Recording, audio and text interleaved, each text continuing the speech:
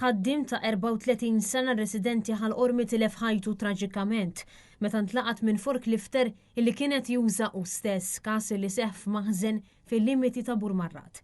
Il-vittma huwa Robert Mikallef magħruf fl-industrija tal-merkanzija u l-kostruzzjoni bħala ta' Tom Mix. L-inċident seħħ l-ħabta tal-10 ta' filgħodu fi triq Burmarrat. Fil-post issejħu tim mediku flimkien ma' membri mid-Dipartiment tal-Protezzjoni Ċivili sabiex jassistu. Iżda ir-raġel li huwa missier ta' żewġ titfal sfortunatament ġie ċertifikat mejjed fil-maħżen fejn kienet jaħdem. Bil-każ ġie infurmat il-Maġistrat Franco Aġus li fetaħ inkjesta fil-waqt li assistew ukoll uffiċjali mill-Police Support Response Team.